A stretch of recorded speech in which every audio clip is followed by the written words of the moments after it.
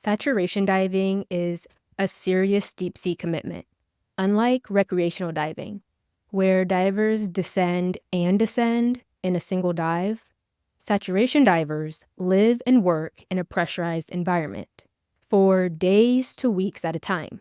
This technique is used in deep-sea exploration, oil rig maintenance, and underwater construction.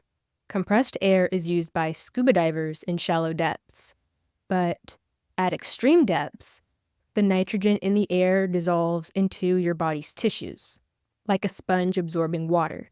This helps with staying down longer, but if you come up too fast, those dissolved gases bubble out of your tissues, like shaking up a can of Coke and watching it explode. Dangerous, right? So in saturation diving, they pre-saturate the body with inert gases like helium and oxygen at the desired depth in a pressurized chamber. This takes a bit of time, but once you're saturated, you can stay down for a long time without the decompression worries like you have with normal diving. The saturation allows them to avoid the need for decompression stops during every ascent, making it more efficient for deep-sea operations. You live in a saturation chamber. It's like a pressurized underwater condo, but smaller, connected to a diving bell, which is like a special elevator that takes you down to the work site where you swim out and complete whatever tasks you're tasked with, and then you return to the bell for rest and breaks. The risks are huge because saturation diving exposes you to things like barotrauma, nitrogen narcosis, and the potential for equipment failures at extreme depths. And in general, you're just in a confined environment, which is not for everyone. Saturation divers sometimes have physical and psychological challenges. On the flip side, the rewards are what draw people to this job. I would assume most enjoy diving, and on top of that, they make a good amount of money. They're considered highly skilled professionals that have to get extensive commercial diving certifications and then rigorous training specific to saturation diving on top of that.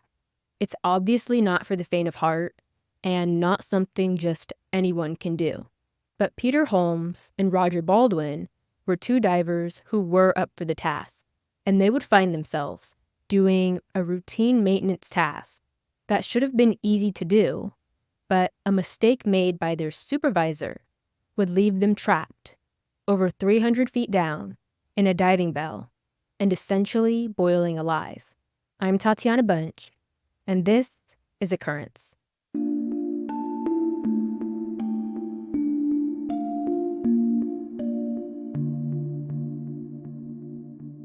Before I get into it, all sources can be found at occurrencepod.com, which is linked in the show notes, along with any other relevant information. And as I wasn't able to get my hands on the full transcript for this particular accident, if anything isn't correct, feel free to leave a comment over on YouTube and let me know. Without further ado, 29-year-old Peter Holmes and 24-year-old Roger Baldwin were both saturation diving in the North Sea off the coast of Scotland. They both just completed a short dive to 390 feet or 120 meters deep. They were stationed in the Bruce oil field at the Waage Drill 2 oil rig. They had to clear out some rope that was tangled and wrapped itself around the guidepost of the BOP. BOP for blowout preventer, which is a valve that is usually installed in a stack of other valves, but it's used to monitor, control, and seal oil and gas wells to stop the accidental release of oil or gas. The dive went well, and they completed the task, so it was time for them to decompress inside of the bell at 310 feet before transferring them into the chamber and holding them in saturation. Now, when saturation diving, they're not completely isolated from the surface. Their chambers are connected to the surface through a system of hoses and cables. These connections provide communication, power, and life support to the divers. It's supposed to be a lifeline that keeps everyone connected and safe throughout the dive. In this case, there's the diving bell That is the elevator that takes the divers down to their work site and back up to their diving chambers. Before they can get into the chambers, though, they have to saturate and then go through an entrance lock that then goes into their living chambers, or chamber 1 in this case. So it goes, the diving bell connects to an entrance lock that connects to chamber 1. The divers have some control of their environment below, but on the surface, their supervisor has a control panel with a lot of valves and gauges that controls the entire complex. There was quite a bit of redundancy in the system, which apparently is common and needed. With this particular system, though, turning several valves on the control panel would allow the supervisor to make any depth gauge be able to monitor the depth of a chamber other than the one that it was originally for. So let's say there's 3 gauges. One to monitor chamber 1. There's another gauge to monitor the entrance lock. And there's a separate one for the diving bell. By changing the setting, he could monitor chamber 1 using the gauge for the entrance lock, and vice versa. On chamber 1's panel, there was a 1,000-foot heist gauge, considered to be the most accurate. So the shift supervisor would use this gauge to read the internal depth of the bell before the divers left the bottom, and then used it to track their ascent through the lock and transfer procedures. He did this because of the cross-referencing capabilities of the system and wanting to avoid any potential decompression problems that could happen from using 2 different gauges that are showing different numbers, right? Because as far down as they are, with the increased pressure, if the readings aren't right and if things are not done exactly as they should be, the divers could suffer from decompression. The margin for error is not that large at all, so the idea was to prevent that from happening to the divers by just using the one gauge and following them from the diving bell to the entrance lock to chamber 1 safely. The supervisor would then usually turn the valves back to their original positions in order to monitor the depth of the divers and the system overall. At 9:50 p.m., they connected the bell to the entrance lock as planned. But during the lock-on procedure, they noticed a gas leak started happening in the connection between the diving bell and the entrance lock. Because of that, the diving bell was removed and the flange was cleaned. It appears it worked because on the second attempt, the bell was able to successfully seal onto the entrance lock. After Peter and Roger equalized the bell with the rest of the complex, they opened the inside door and were transferred into the entrance lock.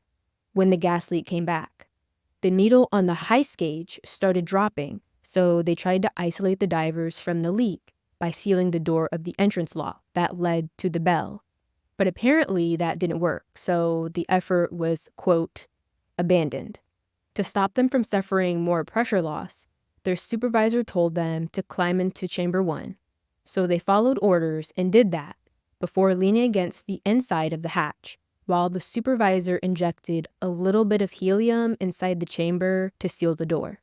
The heist gauge was still showing a pressure drop, though, so the supervisor thought that he failed to achieve a seal on chamber 1's hatch. So he started feeding large quantities of pure helium into the chamber where the 2 divers were at. Peter and Roger started to feel really hot and started overheating and pulling on the chamber hatch to try and get out, but they weren't able to open the door. And it wasn't just pulling, it was frantic and desperate, but the hatch was sealed shut and they couldn't get it open. They tried that for a while, going 2 at a time to pull the hatch, one try and then the other, before they gave up because they were getting way too hot. So they took the mattresses off their bunks and laid on the cooler aluminum surface of their bed frame. The temperature was rising from 90 degrees Fahrenheit to 120 degrees Fahrenheit. By laying on the frame of their beds and not on the floor, they were able to get a little relief from the floor and walls and ceiling as it started heating up. Because with the humidity, the pressure inside the chamber had also risen from the 310 feet that they saturated at to 650 feet. or 198 meters. And it was at this point, just a few minutes after the supervisor pushed more helium into the chamber, that he realized his mistake, possibly due to the distractions of the emergency in getting the divers into Chamber 1, or maybe because of the setup of the gauge controls. But after he injected the small amount of helium into Chamber 1, he forgot to reset the valves to their original positions, and then connect the heist gauge to Chamber 1. Chamber 1 wasn't equipped with its own designated depth gauge, so Peter and Roger were in a part of the system that wasn't being monitored by any gauge at all. When the supervisor saw the pressure drop reading on the heist gauge, he mistakenly believed that it was connected to Chamber 1, when really it was still connected to the bell and the entrance lock gas leak. The only thing the divers could do was lie spread out on their bed frames and hope for relief. Hours passed, though, and the relief would never come. The men were essentially boiled alive, and the investigation into how this could have happened started ASAP. The Department of Energy flew out a diving inspector to the oil rig, who arrived around 16 hours after everything went down. So now the afternoon of September 10th, 1975. The inspector was there to investigate the fatalities of Peter and Roger. The investigator was a former Royal Navy commander, and after the chopper touched down, he made his way to the saturation complex, where he found the company safety officer and doctor who were there waiting. He conducted an investigation by reviewing the dive log and combing through the details of everything that was recorded leading up to the accident and after the accident. He took all the written notes from the supervisor and any other log detail that he could get to be able to piece together what happened. He questioned every member of the crew with as many questions as he needed to get to the truth of what happened. And apparently the testimony given by the crew members was one of the most bizarre and disturbing accounts that the investigator had ever heard, because they didn't suffer from the usual danger associated with saturation diving, as far as hypothermia goes when being that deep and something happens and they become too cold when things go wrong. And instead, it was the complete opposite. Both men suffered from a heat stroke. During the fatal accident inquiry, the judge pointed out that the way that the diving system was designed and labeled, and especially how it was operated by the company, carried a high risk of human error. And that risk increased during the emergency situations where there are more distractions. The company safety officer also testified that the way the control panel was designed was a contributing cause to the accident, because it probably would not have happened if the panel for Chamber 1 had its own dedicated depth gauge permanently fixed for the purpose of only reading that one chamber.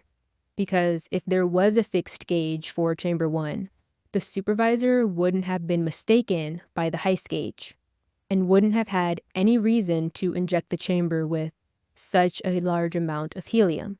On the other hand, there were a lot of critiques about the investigation and about the company as a whole, because according to the Offshore Installation Regulations of 1973 and the Health and Safety Work Act of 1974, the investigator could have stopped them from continuing their operation, but he didn't.